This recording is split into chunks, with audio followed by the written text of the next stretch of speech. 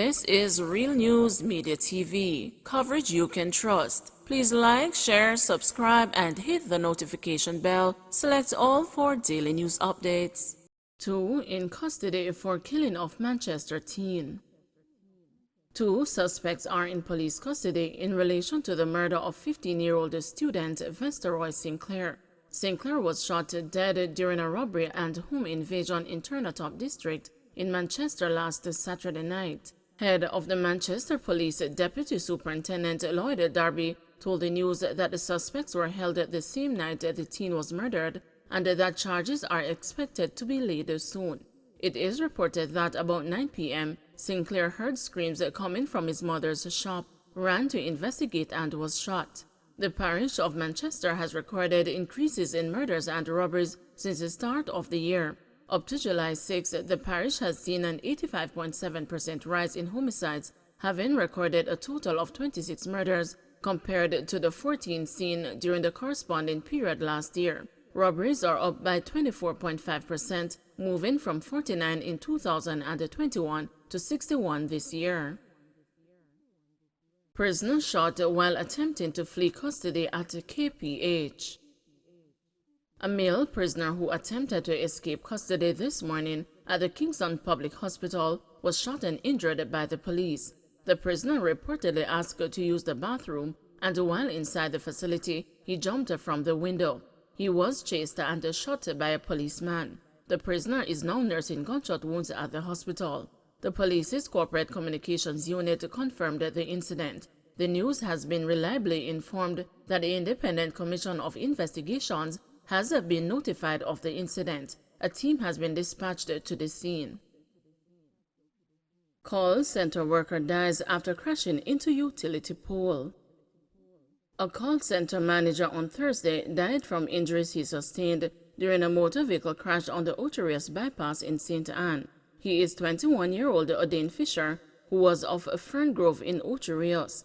The police report that Fisher was driving his 2007 Nissan Bluebird motor car when he lost control of the vehicle and crashed into a utility pole. Fisher was taken to the hospital where he was pronounced dead. Police seeking to locate the family of murder victim Andrew Lee Price. The police are seeking to locate the family of Andrew Lee Price, who was murdered on Lonsdale Avenue in St. Andrew in January. They say investigators have concluded their probe and want to release Price's body to his relatives, but they have been unable to do so because no one has come forward. Price was shot on Wednesday, January 5 by unknown assailants while sitting in a Mitsubishi motor car. He was assisted to the hospital by the police, where he was pronounced dead. During the investigation, the body was stored at a government-contracted funeral home. However, the investigation has since concluded, and the detectives are now ready to hand the body over to the family, but none can be located. The police are now appealing to his family to contact the Halfway Tree Police at 876-926-8185 or the Police 119 number. In addition, persons who know the Price family and can assist the police to locate or contact them are asked to call the Halfway Tree Police immediately. Taxi operator found dead inside car in Seaview Gardens. A taxi operator was shot and killed last night on Red Sea Drive in Seaview Gardens in St. Andrew. He has been identified as 61-year-old Paul Tony Allen. The police report that around 10:30 p.m., explosions were heard in the area. Following checks, Allen was found slumped over the steering wheel of a gray Toyota Probox motorcar along a roadway. The body reportedly had what appeared to be gunshot wounds. Investigations are ongoing. Motorists encouraged to get T-tag to benefit from reduced toll rates. Amid outcries against the pending rate increases for Highway 2000, the operator is encouraging motorists to get the T-tag to benefit from lower rates. The reduced rates apply at the Portmore and the Spanish Town toll roads, with no such benefit to users at the Vineyards and the Mapen toll plazas. The lower rates are applied after the 10th trip and are available to Class 1 and Class 2 vehicles, with Class 3 being excluded from the offer. The new toll rates on Highway 2000 take effect tomorrow. The operator says the T-tag will serve to be beneficial to frequent users such as public passenger operators.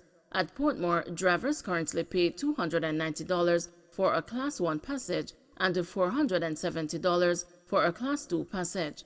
But if they get a T-tag, they would end up paying $288 for Class 1 and $468 for Class 2 passages for every trip after their 10th each week, explains Ivan Anderson, Managing Director of Transit Jamaica Highway Limited, developer of Highway 2000. Anderson went on to explain that the 10th trip weekly is free for T-tag customers at Portmore. We want our customers to be aware of all the discounts available to them. For example, taxi drivers and others who use the Portmore leg of the highway frequently can get back the value of their 10th trip for the week between each Saturday and Friday, which would effectively make that trip free. This is another benefit of using the T-tag. Class 1 and Class 2 drivers who use the Spanish Town leg of the highway with a T-tag also get back the full value of their 10th trip between each Saturday and Friday. They also get a 10% rebate for each additional trip within that weekly period. Policeman freed of indecent assault of 15-year-old girl. A cop who was accused of inappropriately touching a 15-year-old girl has been acquitted. Constable Ryan Anderson was found not guilty of indecent assault at the end of his trial in the St. Mary Parish Court on Wednesday. However, Anderson, who is assigned to the Orange Bay Police Station in Portland, remains in custody on other charges for allegedly attacking his girlfriend. He has been in custody since December last year.